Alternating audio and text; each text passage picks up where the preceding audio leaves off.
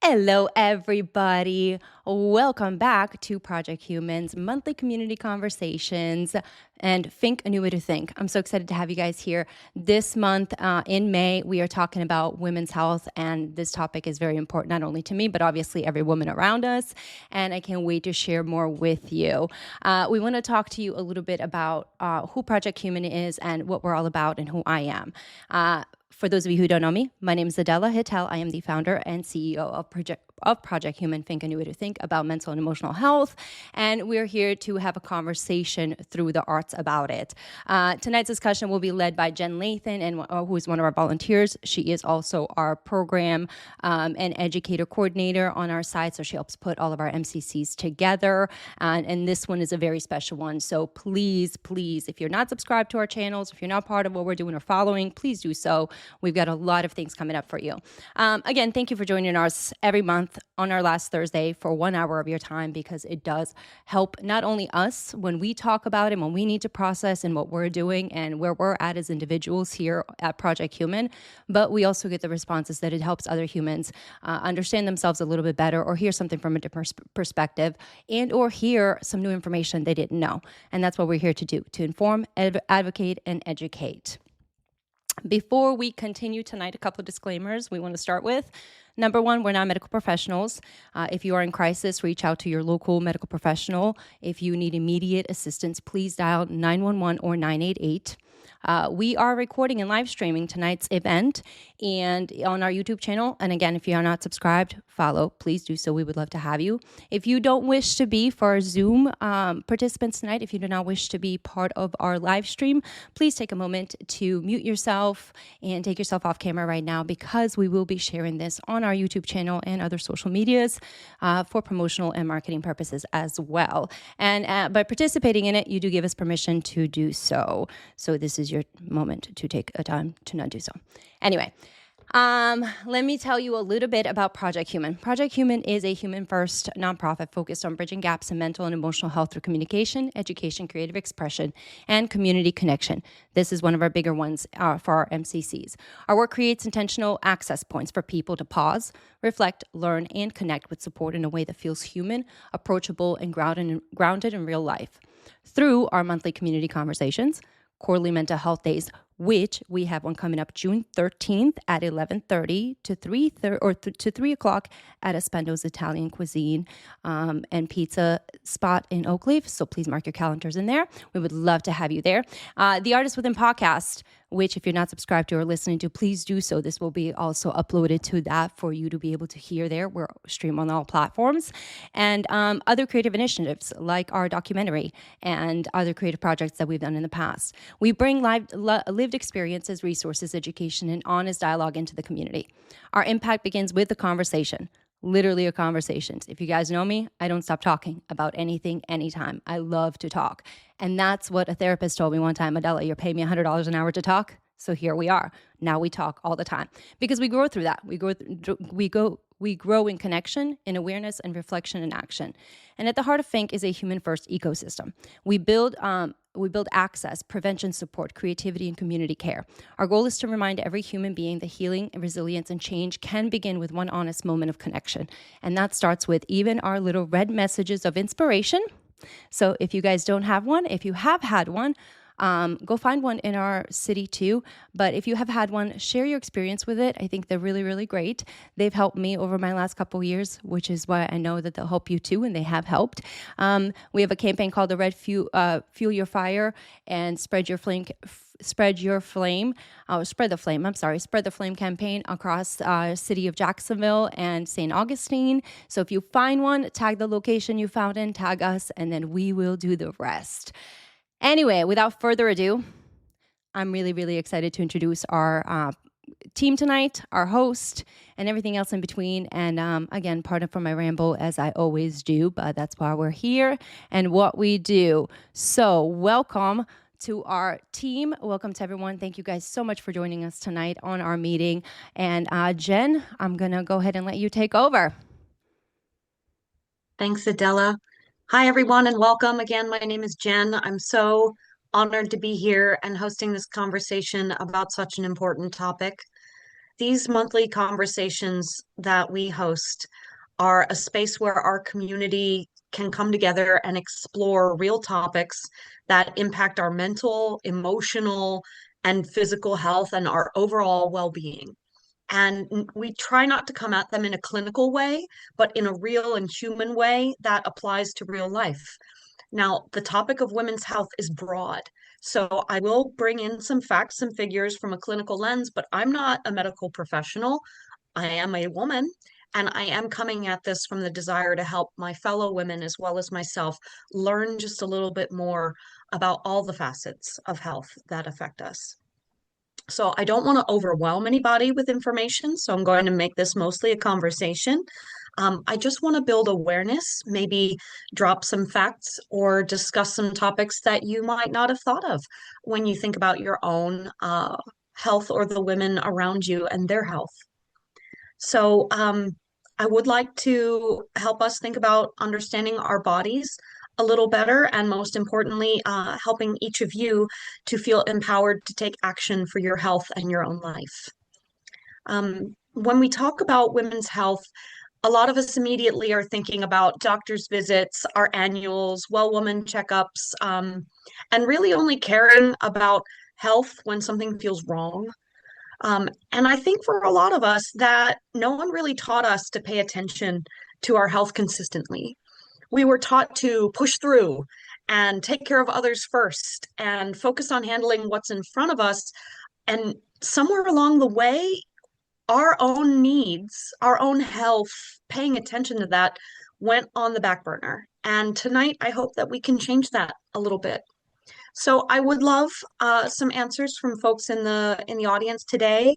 Um, I would like to know, and there's no right or wrong answer, but what does women's health mean to you? Where are we coming into this from?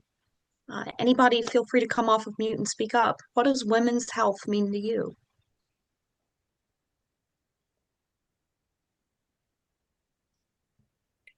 As a mother and a wife, I'm happen to be a mother to 5 children, and that's a great part of being a woman, as being for me being a mother as well and a wife. And for me, because I am a woman, I feel that I have to be a source of so many things for the man I'm married to and the children that I bore and raise. So certain things come naturally. And sometimes when I don't feel like being that statute of, or that reservoir of what all that woman gives, I still have to, like you said, Jennifer, push through. And so for me, women's health, um, it's hard. This is a hard topic because I identified immediately with what you said, Jennifer, about pushing through, putting my needs and well-being aside for the well-being and needs of others and making sure their needs are met. So I'm about 50-ish. And so going forward, I have learned that that's not healthy. that that that yeah, I could probably get by, but if I'm going to go another 50 years, I have to and keep that reservoir going. I have to feed it, and I have to pay attention to my needs. So I'm finding it easier now to pay attention to my needs and make it important as the needs of the people I love, um, so that I can be comforting, so that I can be um, a cheerleader, so that I can be wise, so that I can be a source of love and positivity, so that I can be creative, you know. And those things used to come easily when I was younger. As we know, it just kind of pours out of you, and then you get better at it. But then, life gets harder and harder and harder, and it gets harder to produce those things easily and just on command. So in order for me to keep doing that, I have to take breaks. I have to say no. I have to say, wait a minute. I have to say not today. A lot of you notice a theme here. No, no, never, not now. And so that requires me to put myself in the place of those no's to other people and put myself in that space. So, and it took 50 years to learn that. I think I learned it from other women in my life who I perceive as strong. So I don't think it's bad. I think Of it's, course not. I think No. it's kind of a habit of generosity when you're giving, and it just seems so, and you just love to give and see the fruit of your giving.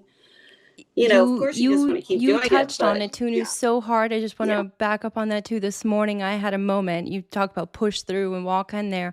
You get up in the morning, for those of you who are mothers, and this is having other additional things on there, even if you're not, and taking care of other people. But again, as a woman, that care, getting up, I got the breakfast ready, I ran to the store, did all these things all before they got up, all before they did all that stuff, and I was a little stressed about something. So I made a comment about something and whatever. And they came back on, well, you don't have to do all those things and you have to do all. I'm like, well, what do you mean that I don't have to do all these things, or, for you, or I'm not doing things for you? Well, I'm not, you don't need to do anything for me. What do you really do for me in the morning, on there? Because it's so easy for them to get up, get their coffee that's on the island, go to their job, because there's no other step for them to think about. Because right before that, we've put 3 loads of laundry in there to make sure that they have socks and underwear, to make sure that the thing that they need for this is done, to make sure all of that before 7 o'clock. And then the comments sometimes come back and say, well, those are the tasks that you decided you want to get it earlier on ahead. And you're like, oh, how do you push through that on an emotional level? Because I cried about it. I sure did this morning. I was, ooh. But then it was like, well, that's part of the natural of who I am as a human. I'm going to give way more than I'm ever going to get back. One, because I am a woman, especially to my family. And two, the requirement of them to notice me for all those little things when they're not even wired. And also, I have laid out this groundwork for them not to have to worry about it. And now I'm going to have a moment of, that's okay. I had my moment, come back into it. But as Tunu, you said too, now I have to come back and go, what do I have to prioritize as a woman for myself right now? Because at some point they were right. I am putting way too much emphasis and way too much on their care when they can get up and pick up their own socks, pick up their own laundry. Like, they're capable. I'm just doing it because that's what a wife and a mother does. So now I'm thinking and rethinking also my own boundary and structure. And, I'm hitting my 40s too. And in that, from women that we've talked to and had conversations over years too, that's how we build that. And through these conversations like this too, to push through and to have a support group and to think about it, that they're like, hey, because I thought about it today. I was like, this is a great topic. I can't wait to get there today. I was so good, so calm, because I knew I would have the support to have a moment to say, like, I didn't feel appreciated this morning, and all the work that I did as a woman, and all the ways I show up, and all the things, not just at my home, but in anything that I do, especially in the professional place. So let's not even get there. But to start to be there, I know that there's so many of us alike that feel that are processing, that are navigating that. And that's just an emotional and mental aspect of that's not physical health, right? That we never even touch that. I've heard a number of themes come up while Tunu and Adela were talking. The biggest one is the roles and identity of women that we fall into, whether they're societally made or made by ourselves and our own beliefs about what should be. Um, and the reservoir that Tunu described, which for those of our monthly viewers that come in regularly, you'll remember our discussion about the energy cup and being our own energy battery and what we do to refill that battery. Great session. Go back and watch it. Really good bits of information in there. So, with our identities, and with our belief that the woman is the resource, that the woman is the ongoing giver, the caretaker, the doer, um, these identities that we grasp onto can have us often focusing outward and less inward. Now, with Tunu, through time, experience, mentors, age, wisdom, you've come to a place where you recognize the need for boundaries. You recognize your patterns, and you may still embrace all of the roles and identities that you've adopted over time, but you've also said, I'm going to still prioritize myself so that I can continue to be those things. Well, as we gain that wisdom, we're also traveling through phases of life. And we need to check in on our health, not only mentally and emotionally, but physically at multiple different phases of our life for different reasons, because being time bound, our bodies change. So I do want to ask, when was the last time each of you really checked in on your physical health, just thinking, how am I really feeling physically right now, when it wasn't prompted by having a cold or a flu, or being absolutely worn out beyond threadbare? Um, well, I'm sorry, Alicia. Did you want to say something? No, you go ahead. Go ahead. Well, I just finished going through it, and responding to what I know was a long delay in responding to my body. Much of that was financial. I was against my will. I just didn't have the means to see a doctor and pay for the services that that that cost so much. And so in the meantime, what I had to do was just make smart choices. But I don't know if that actually helped. Going forward, now that I have an idea of where my health is, now that I'm finished with checkups and annuals and all of that, is being more disciplined in monitoring my own health. I always tell my kids, like, when you cross the street, it is not the driver's job to stop and look out for your life. You have to care more about your life to cross the street carefully. They don't have to stop. So I have to care more about my life than anyone else. And so the best way to do that, I think human civilization has proved it, is just write it down. So I have many journals. If you were here, you would see them. I have a stack here too. Yeah. I write a lot of things down, and the thing is, it works. When I write stuff down, I can tell you from like 2006 why I wrote that down and what mood I was in when I wrote that down, and what I was talking about, everything. I tell you so many details about the moment I wrote that down, and I absorb it. So when I write stuff down, like this meeting, my day, my to-do list, the things I observed, the things I realized, it will go with me a lot further than not writing it down. So things I'm observing about my own health, and of course food. What I'm looking forward to going forward with, like, just the world, is that I would love to know today how much B12 I do not have and how much more do I need. I would love to know today how many more milligrams of vitamin C do I need to survive. But we don't have that information. But I want to be here. I want to be here when that happens, because that's the information I need. Yeah. That would be awesome. Just to find your optimal, because everyone is different too. That's, I think, the key. Like, we have these checkups because, like, these like designated checkups that they like recommend, because everybody, like, this is a time of life when this typically happens, but it doesn't happen to everyone, because otherwise we would just come up with hopefully a preventative for it, right? But yeah, I think that that's the key, is that everybody's different. So sometimes I think one thing to keep in mind too is when you are going to the doctor and you are, like, getting these physical checkups, is to be your own advocate too, because I think a lot of my friends have had issues where they go to the doctor and then, doctors are recommended by insurance or something to say like a specific thing or diagnosis first or something like that. So I think, trust your gut feeling, especially as women. I think that we have that a lot more than the other sex. So. I will add that this is not just for women, but it's primarily for women more so too. And there is a statistic, but I'm not giving it now too. So look it up for your own self. But sleep, health, like for us as women, we exert so much more energy. We just talked about how much energy we exert before everybody else even wakes up, right? So we exert mental and emotional energy, let alone the physical that comes for the rest of the day. So our sleep is lacking, which is something I've learned.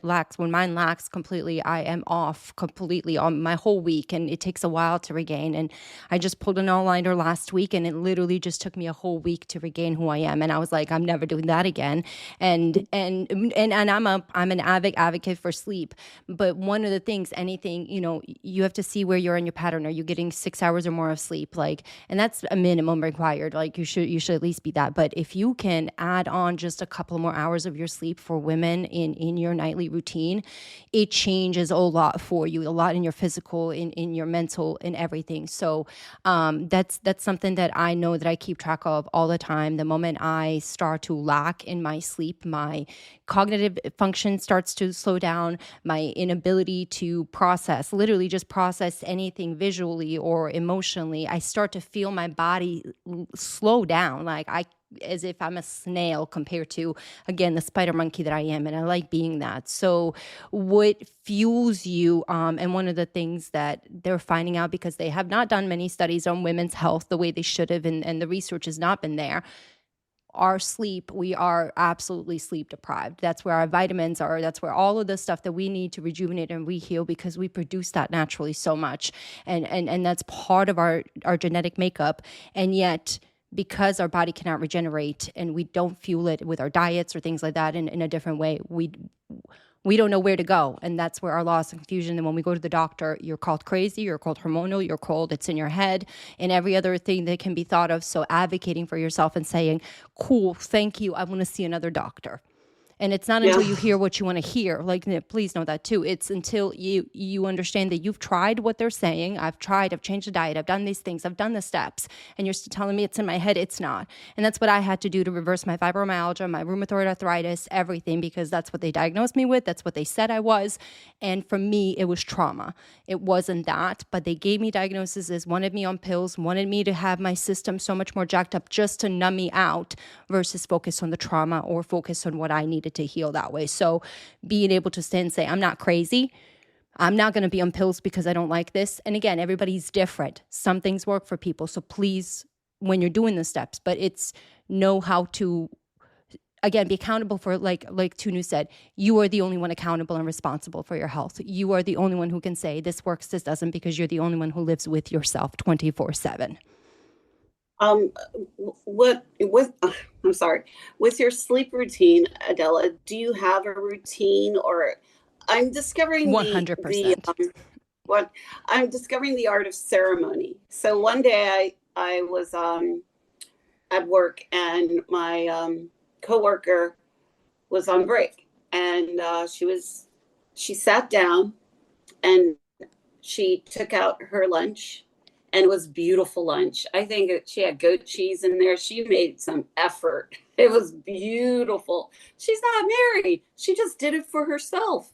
And she sat down and she took her cracker, put it in this beautiful dip that she made all by herself with all these delicious ingredients. And I said, it looks like you're having a ceremony. And she said, I am. Mm-hmm. This is an important time. And she said it just like that. And I never forgot it. I was like, wow. And then go ahead. Yeah, it was ceremonious. I love that word. I was going to say, that's beautiful. Instead of routine, we should change it into ceremonies of your hair, because for real, because routine gets so overused and it becomes a little bit daunting to people and overwhelming. So it's like ceremonies. What are your ceremonies of care? And I love that. And I absolutely do too. I'm in bed, by 9 p.m. I am in bed. I don't care what it is that I have to do. I mean, sometimes you, of course, a little bit right after, but no later than 9.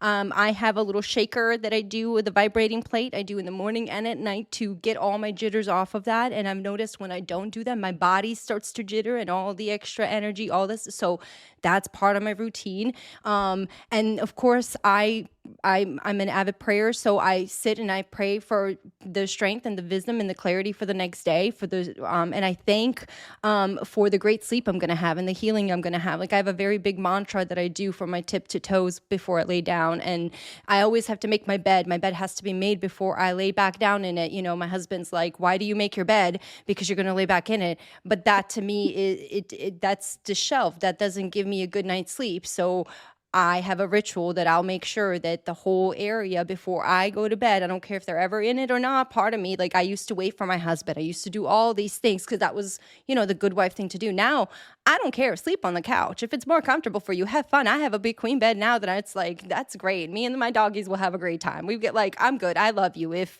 that's where you're comfortable, cool. And if you wake up with a crooked neck, that ain't got nothing to do with me. Like I will slept great. So like, but I'm not going to exert that energy or get up in the morning or at night or in the middle of it anymore because, well, you don't care enough about yourself to do that for you. Why am I gonna have to mother you or baby you, or like, no, I'm going to sleep. I need a good night's sleep because I've got things to do. So I'm very like adamant about that. Even when I travel, I take an extra day before I go anywhere. I take an extra day after because my sleep is required. I used to stretch it. I used to be like, no, I can be there tomorrow. No, I can't be there tomorrow.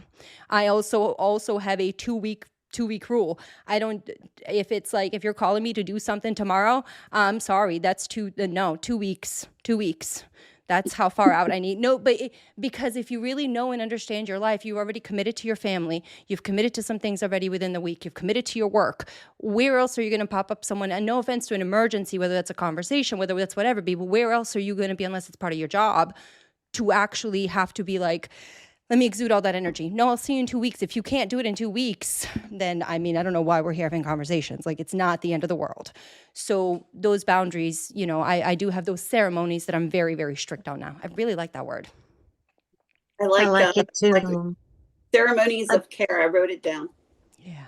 Adela speaks with a very high degree of self-awareness. Not everyone has the level of self-awareness that she does, but we all do endeavor to get to know ourselves and our needs and our boundaries as much. And I want to say that when Adela mentioned going to a doctor and being an advocate for yourself, that's self-advocacy. You cannot truly be a self-advocate without self-awareness. It begins with self-awareness. You must know thyself. So I want to do a quick activity together. I'm going to put a slide up. Give me just a second to share.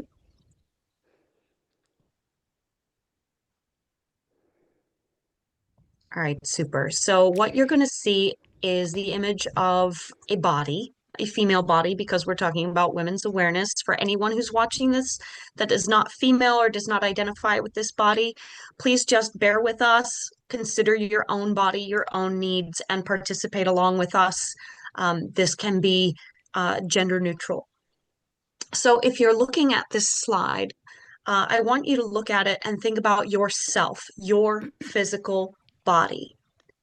And I'm challenging you now to look at this figure and think about, where do you feel stress, tension in your body right now?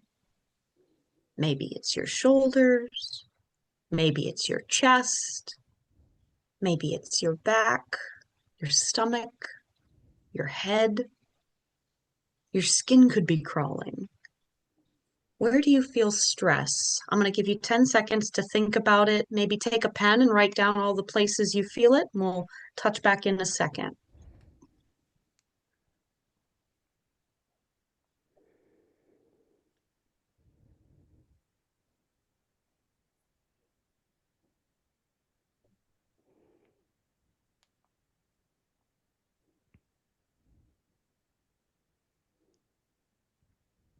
Being aware of where you're holding your stress can tell you a lot about your body and your needs.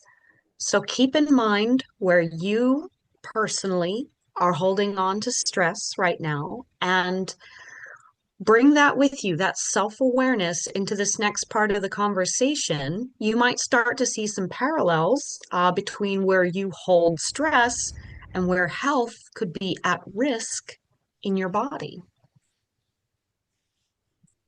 So I want to share some educational information that maybe not everybody knows about women's health.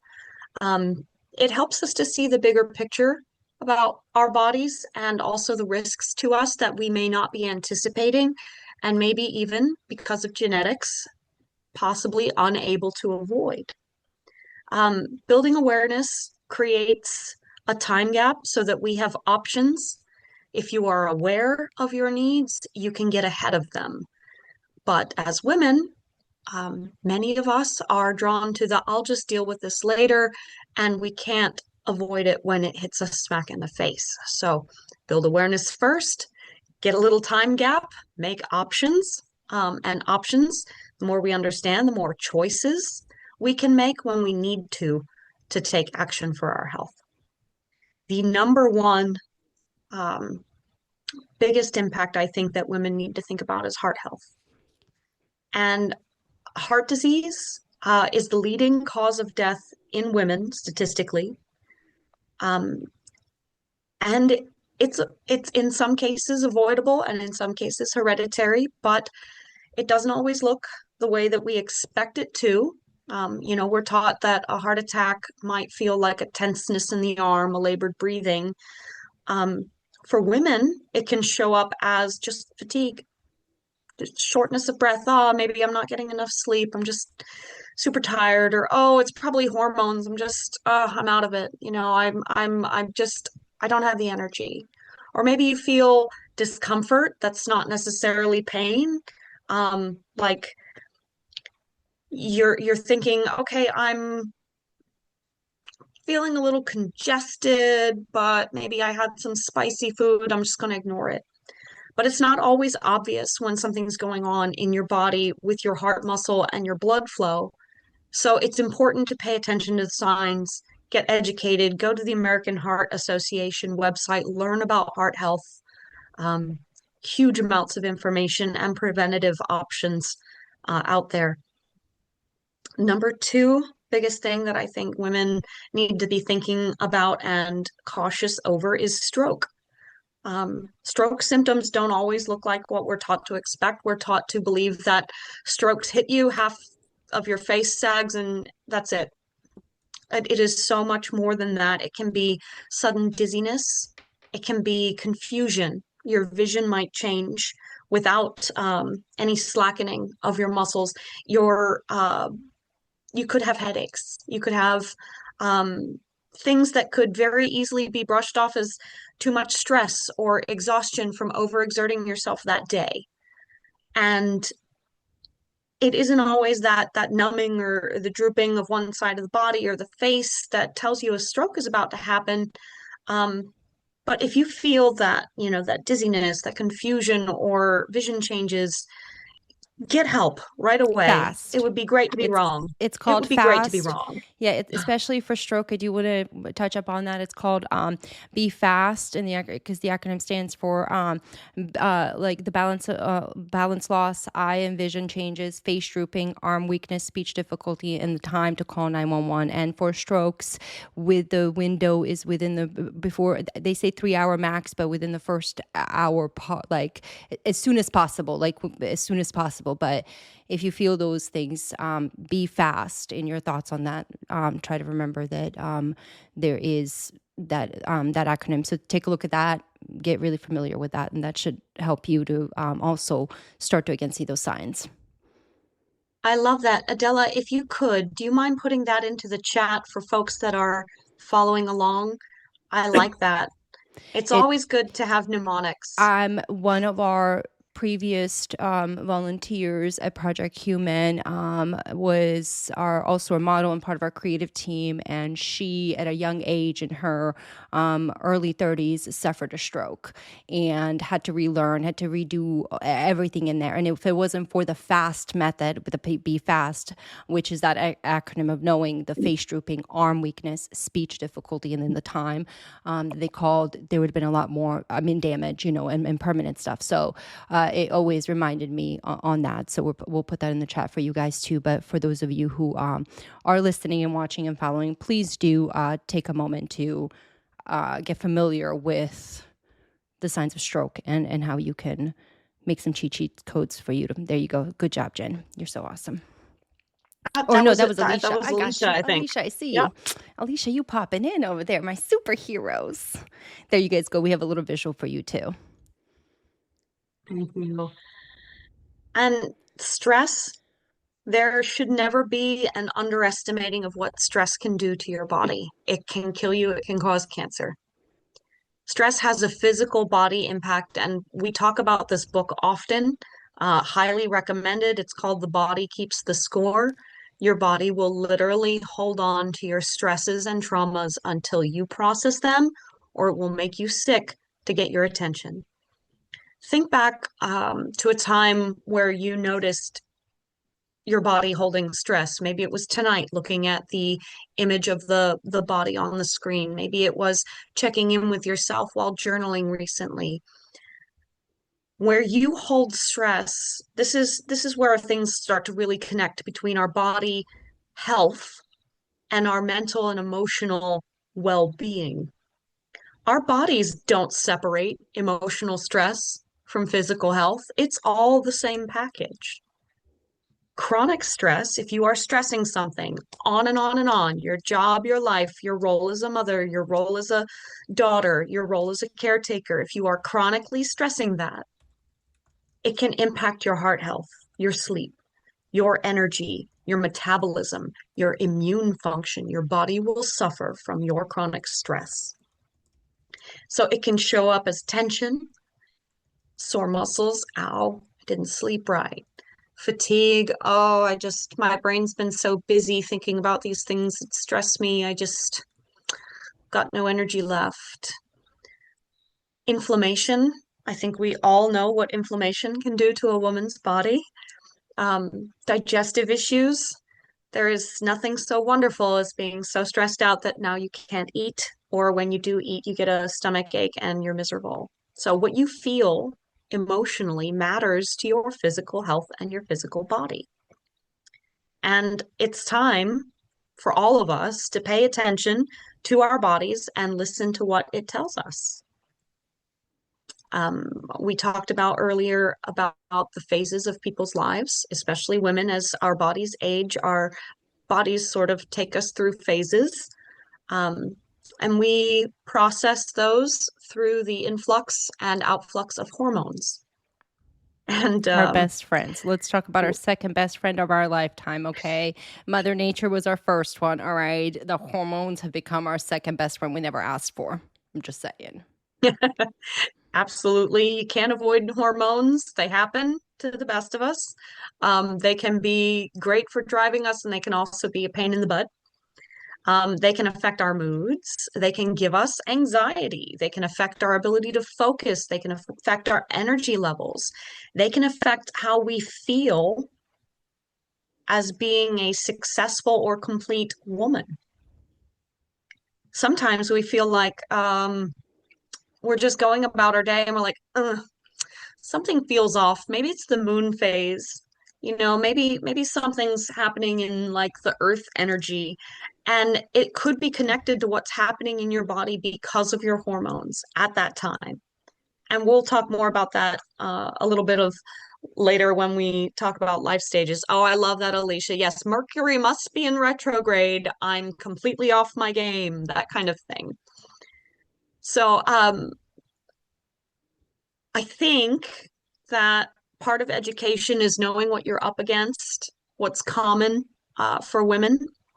And I gathered some facts and figures. I did a bunch of research before tonight's conversation to try and bring you some information and also to educate myself, because I don't store this stuff in my head, but it's good to know.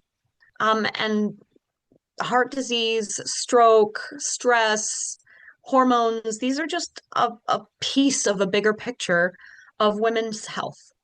So I did some research. I went on the Office on Women's Health, which is a part of the U.S. Department of Health and Human Services, the Center for Disease Control and Prevention, the Society for Women's Health Research, diabetes.org. I went all over the place trying to find information. And I learned that 16% of women report fair or poor health status in polls, according to the CDC. 16% of women report fair or poor health status, and those percentages are even higher if you narrow it down to women of color. We know that we're not in good health. What are we doing about it? Maybe nothing. Maybe it's financial. Maybe it's status quo. Maybe it's being afraid to take action for what we might find out. Or not But we trusting can people. say it again. Or not trusting people. Like my mother-in-law just doesn't trust doctors, so. And not trusting doctors. Maybe they're in it for a quick buck and you can't trust them, or you haven't found a good doctor that makes you feel like they're really in it to take care of you. Maybe you think that you can find what you're looking for on WebMD, although we all know where that goes. The cardiovascular disease, sometimes abbreviated on websites as CVD, cardiovascular disease, broadly describes all disorders that affect the heart and the blood cells, coronary artery disease, stroke, heart failure, and arrhythmia. It is the leading cause of death of women in the United States and globally. And I found this one shocking. More than 44% of women in the United States, that's 60 million women, are living with some form of heart disease. That is mind-boggling to me. That is nearly half the population of women living with some form of heart disease. It makes me want to go get some kind of a heart test to figure it out, especially because I know in my genetic side, we do have heart issues. Does that shock any of you? 44%? I mean, It's it really doesn't. high. I mean, it doesn't shock me. I mean, it shocks the number when you say it out loud. It's a shocking number when you say it out loud. But when we're talking about how we are still so discouraged from having the conversation about our health or from showing up in that, and we don't have the pathways. We mentioned trust. I want to touch back on that. That's one of the biggest things that are literally preventing human beings from going out and doing anything in any shape or form, let alone their health, because they can't trust when they walk outside that they will be safe, that they will be secure, that they will have the ability to walk to someone and they will be honest with them and provide them with a good, some kind of way. We have been so polluted with so much of everything everywhere that even our neighbors or our friends, so like anyone around us, we question everything on that. So we don't even have an internal compass or an internal way to know what's right for us right now, because there is no truth out there for you, if you will. So it makes it very difficult to go to doctors. It makes it very difficult for us to say, hey, I'm having these issues. I had heart palpitations when I was going through my health screenings in 2023. I started getting nosebleeds, literally walking through my whole house because I was under so much stress. My whole body was repelling my existence, shutting down, nosebleeds, couldn't walk, numbness, everything. Thought I was going to die. And when you go and talk to people and doctors, all they'll tell you, Adela, sure, it's stress, but they don't tell you how to fix it. They give you a medicine, they tell you this, they do that. So you don't have any trust when you walk in there that somebody else will listen to you. Because again, you think you're crazy in your head. What's the point? So when you go in and say, I'm having these things, and they go, nothing's wrong with you. Nothing's wrong with you. 2, 3, 4 doctors. Why else are you going to go to? Who else are you going to talk to? So you resort to WebMD, you resort to ChatGPT, you resort to these other resources. And so it's not shocking when we really think about it in that logical sense and through the conversation, but it is absolutely shocking when you say it out loud that we are still in 2026, not being able to have a conversation about the health of women especially again in the United States, where we have all the privileges that we have to do what we need to do. And yet we're put at the back burner of everything because you know what? To mess with our hormones means a buck to be made. That's just a statement I stand on. Yeah. So it's not uncommon to worry. Does your doctor really care about you? Does your doctor really have your best interest in mind? And it's important to find a primary care or a specialist that you resonate with. And if that means you have to find more than one and interview them, maybe that's the step that you take. Maybe that's We have we have two good words we've said this month. self-advocacy. We have said two good: ceremony of self-care and interviewing them. We talk about being interviewed for jobs and interviewing other people for other things. Why would we be not interviewing doctors when we walk into that, especially when we have, sure, you have to pay your I do understand financial and the copay. I get it. But it is your health, and it is your health. So if you're going to go have a $15 conversation with someone and they don't answer the questions that are required for you, why would you be hiring them to give them the money for the rest of your health? So interview your healthcare facility. I love that. Yes, 100%. Interesting. Yeah, I definitely feel like I've interviewed my therapist, but I've never thought of interviewing my doctors, Right. which you think that it would more because they have more control, right? That's like what they I'm saying. I interview models to be for a show. I interview photographers for this. I interview people to come and I don't mean stupid, silly things, but when we're talking about real life health, who you are, we're not interviewing the people who are going to give us access to things that will alter our mind, body, soul, and the way we see and perceive reality. I think it could also be the medical field, Adela. I know that people who seek out reconstructive surgeries, it's common to interview. Oh, interesting. People who seek out body enhancement surgeries or hormonal treatments, it's common too. It's expected. So there's a culture to it. I think primary care physicians and specialists, maybe like orthopedists or rheumatologists, they have so much demand, they don't have to be interviewed. And many cases, they don't feel that they need to stop. Well, then that's where we give come us in the and grace. go, no, I don't. I refuse that. I refuse those excuses for us to not step up and do all the, sure, that's culture, but culture changes and we're the ones to change. And I am not, absolutely, no. Sorry, that's a no. I also feel like culturally, we've been taught to look at the doctors that they're so much more intelligent than us. So it's kind of like we look at them as like a, like a higher level of our authority. own. No, they don't live with you. That's the other part. That's the part. They don't live with you. They don't live in your mind. They don't live in your body. They don't live in your thoughts or in the way you live your life and the way you function. And as Miss Tunu had mentioned, if you're not writing down, we talk about writing down, you guys. I'm on if you want one, you can get one on our website, but I'm on our 4th book right now. We talk about writing down. I have a daily check-in with myself under my self-care category, daily check-in of my body, mind, soul. Where am I at? How did I wake up? Did I wake up with body aches and where? How did I wake up mentally, emotionally? Did I wake up thinking of other things or did I wake up in a good spot? And if I woke up thinking of other things, I need to go back to my realignment. So you have to figure out, as we've talked about, your functionality or how because you know that you don't trust it. You know it. You don't trust it because everyone's told you that you don't know it, but you do know it because you're doing it. So write it down. That sounds like the self-awareness that you're talking about, going back to that. I read this book and it had a great impact on me as far as giving me self-awareness and giving me the language I needed to describe the things I was learning about myself and others. It's called The Temperament That God Gave You. And so there are 4 of them: melancholic, sanguine, phlegmatic, and choleric.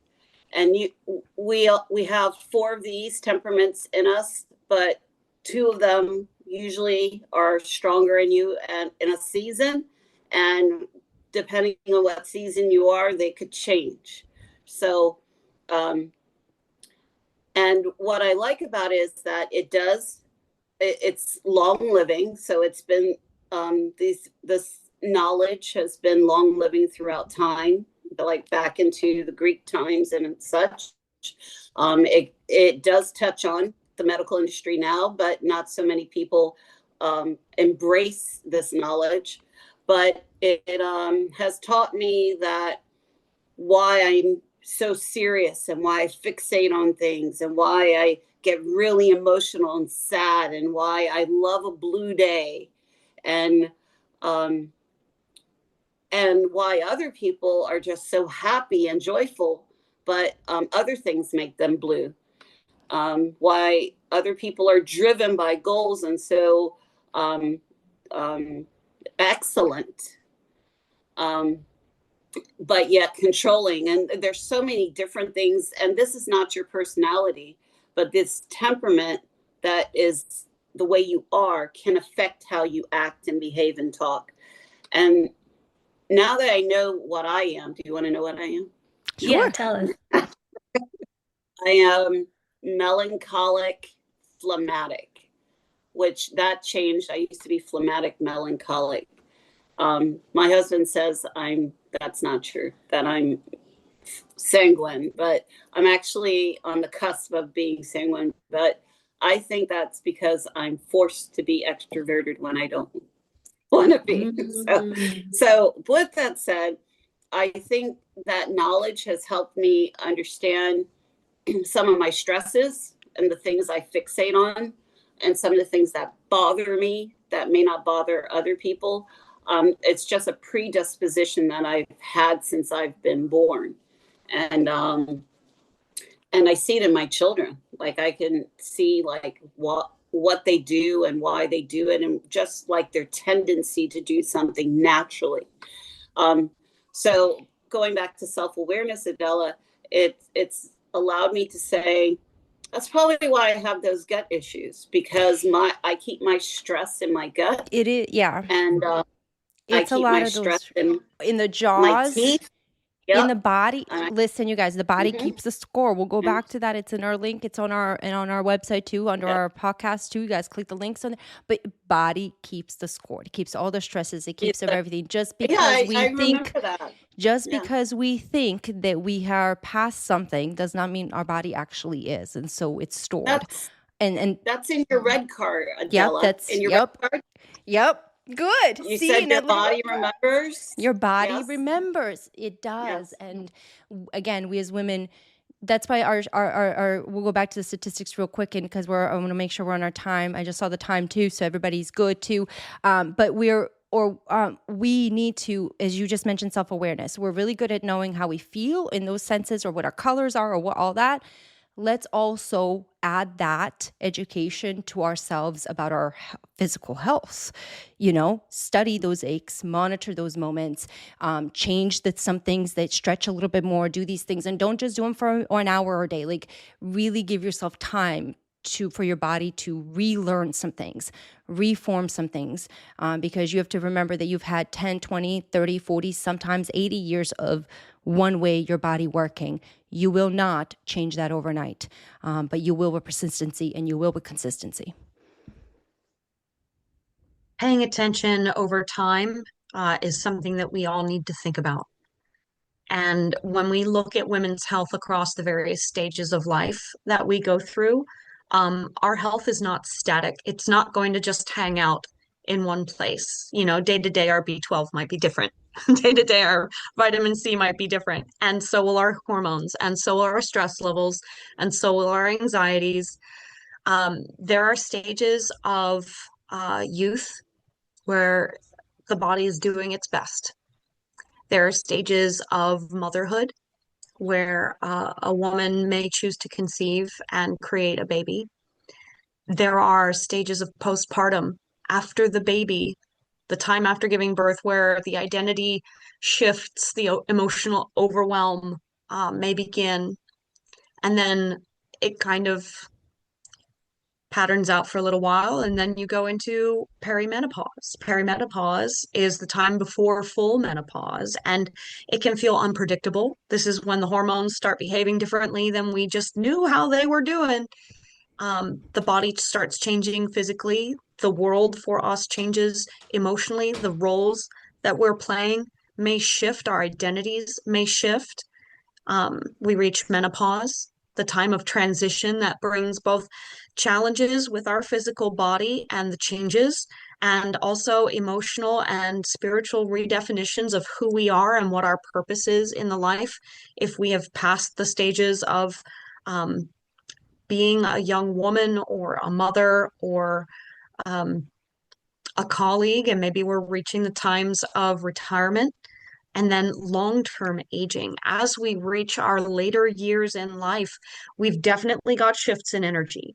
We've definitely got shifts in how we feel seen, how we feel visible to other humans, if we feel valuable. All of these feelings are happening in those later years, defining our purpose. Do we feel like there's anything left of us? Can we grasp on to our personhood as all of the identities that we've had over the past have fallen away? And still, these are just the physical changes and what they bring with mental and emotional shifts. Think about your body in all of those times. The decomposition of the body over time brings with it more and more demand for supplements, for doctor's appointments, for self-care, for maintenance, possibly surgeries, bone or joint replacements, for enhancing and maintaining quality of life. All of these are stages of our lives that need to be considered as stages of health. Mm-hmm. Think about the need to self-advocate and be self-aware as we go through each of those. So pause, focus, think about what's happening within you right now, where you are in your life, what's coming soon for you, and what it would mean to take care of yourself and create the best condition for health for you in your life now and in the near future. And I want to leave you with something, so get ready your screenshots, ladies. I'm going to share one more resource slide right here. This is a women's health resource slide of resources that you can use, websites, support lines, tools. You don't have to do all of them, but screenshot this. Start with one. It could be scheduling an appointment. It could be reading a website resource. It could be paying attention and journaling about something that you've been ignoring, but maybe I ought to kind of think about that ache or pain, or how I'm eating this week because I've been stressed. It's enough to just pay attention to yourself, but take a step. You deserve to understand your body. You deserve to prioritize your health, and you don't have to wait for something to go wrong to start paying attention. And with that, I want to thank all of you for the rich conversation today, for discussing your health in such a vulnerable and honest way. Thank you so much for being part of Project Human. We are always looking for resources and volunteers to help us expand the mission so that we can reach more people, educate, create community with, create safe space to talk about things that challenge us. And if you ever feel called to be part of something amazing, this could be your moment. We would love to have you. Please visit us on our website, www.phinc.org/join-us. Thank you for being part of this conversation. Next month, we're going to talk about men's health. So bring a hubby, bring a boyfriend, bring a brother, bring a cousin. We need to talk to them and get their perspective and promote health across all of the humans on this planet. Your voice matters. Your health matters. You matter. Thank you for being here. You're so worth the effort. Thank you, Jen. Thank you, Alicia. Thank you, Tunu. Thank you, Miss Victoria, for those of you who are on the call today. Thank you for everybody who's tuned in. Again, please don't forget to subscribe, follow, like, and do all the good things that require us to help us raise awareness about Project Human and our mission, because humans are worth the effort. And every human is a human, right? You're a human. So if you're not, let me know too, because I want to know how we can get to the spaces where I'm supposed to be, because I'm trying to navigate it. But in the meantime, we look forward to seeing you guys next week. One more reminder, June 13th, we have our quarterly mental health day. We'd love to have you there. Our website is our Aspendos is hosting it. And we will be navigating PTSD, transitions, and creative toolkits and healing. So it'll be a great conversation. Bring a friend, bring your kids and your family members, grab a bite to eat, support a local business. And if you're a vendor and are interested in participating, please reach out to us. We do have limited spots. Until next time.